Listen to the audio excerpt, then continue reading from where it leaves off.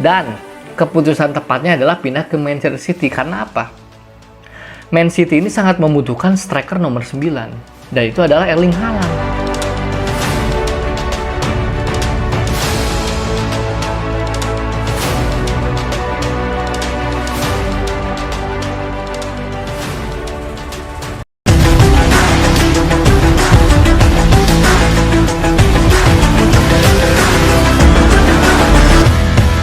Halo semuanya, kembali lagi bersama saya di Ulasan Bola. Di channel ini saya akan mengulas apapun tentang sepak bola.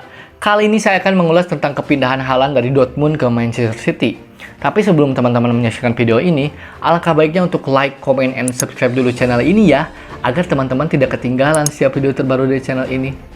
Nah, seperti yang kita tahu, breaking news teman-teman, Erling Haaland resmi pindah ke Manchester City. Saya melihat di beberapa berita dan juga di Instagramnya jurnalis terkenal asal Italia yaitu Fabrizio Romano, Haaland resmi ke Manchester City. Nah, durasi kontraknya itu 5 tahun dari 2022 ke 2027 dengan nilai transfer yang mencapai 75 juta euro atau 1,2 triliun.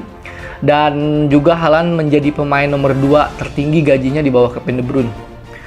Nah, sekaligus kabar resminya Haaland ke Man City ini menepis rumor-rumor yang selama ini beredar. Rumor yang selama ini beredar kan Haaland akan ke Madrid, ke Barcelona, ke Bayern Munchen kan.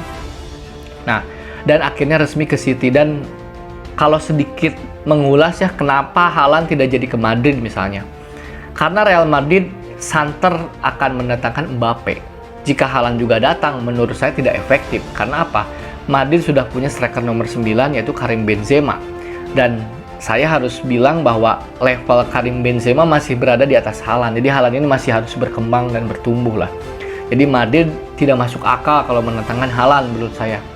Kemudian juga gagal ke Barcelona karena seperti yang kita tahu Barcelona cukup selektif ya dalam memilih pemain karena mengalami krisis keuangan dan faktor-faktor internal lainnya gitu. Jadi mungkin kedatangan Haaland tidak begitu diharapkan ya. Dan juga Bayern Munchen. Nah, Bayern Munchen secara tradisi dari tahun ke tahun sering membajak para pemain rival seperti pemain-pemain Dortmund, pemain-pemain RB Leipzig. Itu sering kali dibajak oleh Bayern Munchen. Nah, untuk tahun ini mungkin Haaland tidak pindah ke Bayern karena apa? Masih ada Robert Lewandowski yang selalu membayangi dia. Bahkan di puncak top skor, Lewandowski selalu berada di atas Haaland. Nah, mungkin Haaland juga tidak mau hanya duduk di bangku cadangan, sehingga Haaland memilih klub yang memang membutuhkan dia. Dan keputusan tepatnya adalah pindah ke Manchester City. Karena apa? Man City ini sangat membutuhkan striker nomor 9. Dan itu adalah Erling Haaland. Kenapa? Nah, ini bagus untuk Manchester City juga. Jadi, kedua tim ini saling menguntungkan menurut saya. Kenapa alasannya? Setidaknya ada 2 alasan. Yang pertama adalah bagaimana kelemahan Manchester City itu menurut saya adalah di sektor depan. Bukan dari sisi sayap, tapi bagaimana mereka tidak mempunyai the real number 9 gitu kan, tidak memiliki pemain yang bernomor 9. Bukan secara literally nomor 9 ya, karena Gabriel Jesus kan nomor punggungnya 9, tapi nomor 9 ini adalah striker murni, striker yang menjadi target man, striker yang memiliki killer instinct gitu kan. Nah, itu ada pada diri Erling Haaland gitu kan. Karena apa? Man City saya amati terutama di Liga Champions seringkali membuang-buang peluang seperti menghadapi Real Madrid, menciptakan beberapa peluang besar tapi tidak ada finisher, tidak ada killer gitu kan. Nah, Gabriel Jesus pemain bagus tapi dia kan lebih mobile, lebih ke kanan, ke kiri, bukan seorang target man gitu kan. Dan ini akan krusial ketika City menghadapi laga-laga yang berat gitu kan. Ketika deadlock, ketika menghadapi tim yang parkir bis, biasanya tipe-tipe striker killer ini seperti Haaland akan mampu memecah kebuntuan. Jadi keputusan yang tepat bagi City dan juga bagi Haaland saling menguntungkan. Kemudian yang kedua, City kan pengen juara UCL, pengen juara Liga Champions.